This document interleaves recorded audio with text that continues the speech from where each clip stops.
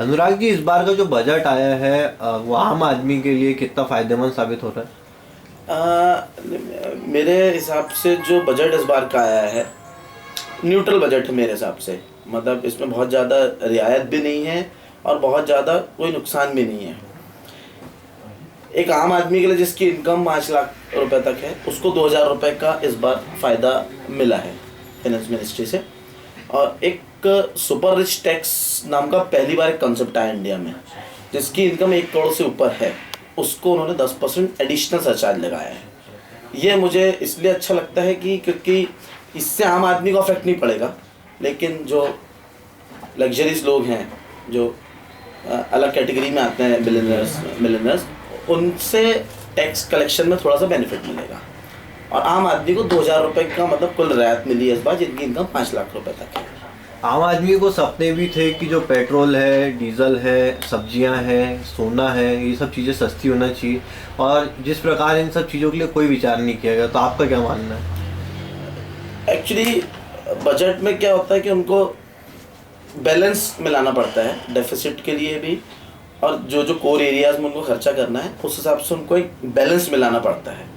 उस हिसाब से मुझे ये बजट न्यूट्रल लगता है। जैसा वित्त मंत्री जी ने कहा भी कि देश की परिस्थिति ऐसी है कि ना हम ज़्यादा रियायत दे सकते हैं, ना हम कोई राहत आपसे विड्रॉ कर सकते हैं। तो उन्होंने कोशिश किया है कि इसको बैलेंस रखें। हाँ, लेकिन एक आम आदमी को बहुत ज़्यादा इस बजट से जो इतनी आशा थी उस आशाओं पर खरा मेरे ख्याल से नहीं उतरा है। एक आम आदमी को उतना बेनिफिट नहीं मिल पाया है।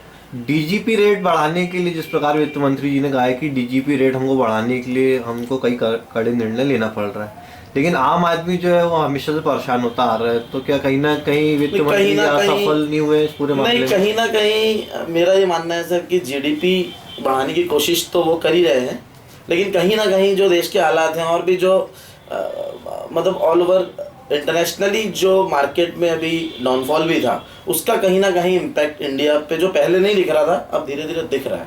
उस कारणवश उनके भी जो कंट्रोल्स हैं उनके हाथ में भी जितना है, they are doing their best, but still उतना जीडीपी रेट में जो बढ़ोतरी अपने आशा की थी वो अभी उनके वाइट पेपर पे तो नज़र नहीं आ रही है, लेकिन उनका कहना है कि उनका प्रयास जारी है। तो क्योंकि अभी चुनाव के हिसाब से आखिरी बजट भी था, तो मेरे ख्याल से बहुत ज़्यादा उनके हाथ में नहीं था करने लायक। आम आदमी का ये भी मानना था कि जो लिमिट है 2 लाख रुपए पर ईयर की, उसको थोड़ा बढ़ाना चाहिए था। आपका क्या मानना है इस बारे में? नहीं, ये सभी लोगों को बहुत आशा थी कि 2 लाख से, कुछ लोगों का मानना था 5 लाख हो जाएगी, 3 लाख हो जाएगी, लेकिन स्लैब में कोई भी अंतर नहीं है। सिर्फ उन्होंने 2,000 रुपये का बेनिफिट दिया है जिनकी इनकम 5 लाख तक है। 5 लाख से ऊपर इनकम जिनकी है उनको ये भी बेनिफिट नहीं है। और एक नुकसान है जो मेन सीनियर सिटीजन्स को अगर आप देखें तो उनको कोई बेनिफिट नहीं मिला है इससे। एक सुपर सीनियर सिटीजन भी कंसेप्ट है, उसमें भी कोई बेनिफिट नहीं मिल रहा क्योंकि they are already exempt up to 5 lakhs। तो एक आम आदमी को 2,000 रुपये का जो बेनिफिट है उससे ज़्यादा बेनिफिट इस बजट में एक आम आदमी को नहीं मिल पाया है। हाँ, लेकिन कुछ चीज़ों में उन्होंने, जैसे आप इनडायरेक्ट टैक्स में देखते हैं तो सर्विस टैक्स में उन्होंने 2 नई सर्विसेज को नेगेटिव लिस्ट में लिया है। उन पे जो सर्विस टैक्स है वो नहीं लगेगा। एक पहले 39 थी, उसको 41 किया है, 2 सर्विसेज बढ़ाई हैं। और सिगरेट को महंगा किया है, जो मतलब मेरे हिसाब से एक अच्छा स्टेप है। दूसरा, इम्पोर्टेड कार्स को उन्होंने महंगा किया है। तो ये भी कहीं ना कहीं आम आदमी से जुड़ा हुआ नहीं है, क्योंकि इससे अफेक्ट पड़ेगा तो लग्जरियस मिलेनियर्स को फ़र्क पड़ेगा। ये एक स्टेप अच्छा है, पॉजिटिव इम्पैक्ट है। आप एक सीए, आपकी भी कुछ उम्मीदें रही होंगी इस बार जो नया बजट आने वाला था, तो क्या वो उम्मीदों पे पूर्ण आया है ये बजट?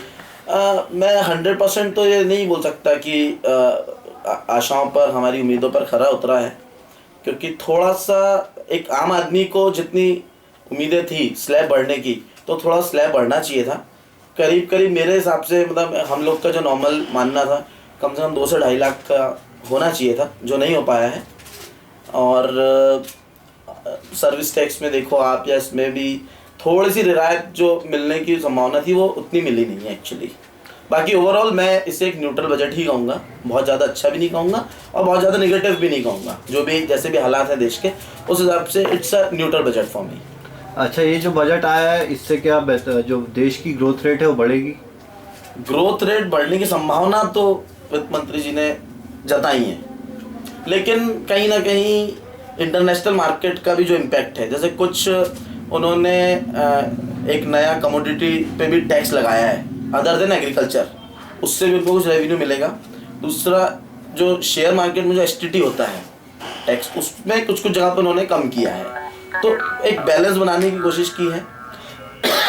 और कहीं ना कहीं मतलब मुझे है भरोसा कि अगर जिस पैटर्न पे वाइट पेपर जो सब चीज़ें हैं, अगर ऐसे इम्प्लीमेंटेशन होता है और थोड़े इंटरनेशनल मार्केट भी अगर सपोर्ट करते हैं तो विकास दर देश की बढ़ना चाहिए। चलिए, आपने हमसे चर्चा की, इसलिए बहुत बहुत धन्यवाद।